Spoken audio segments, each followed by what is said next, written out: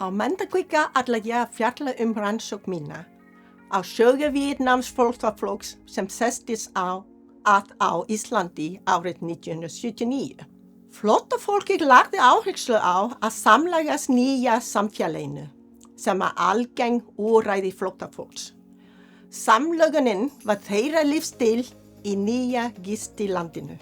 Í rannsókninni nota ég kenningar byggðar á fjölmenningarhyggju sem leggja áherslu á aðlögun á aðgreiningar og gera ráð fyrir að fjölbreytileikinn sé metinn að verðleikum og ný íbúar fái jöfn tækifæri óháð kyni, trúarbrögðum, þjóðerni, kynþætti, félagslegri stöðu eða öðrum þáttum persónulegrar sjálfsmyndar.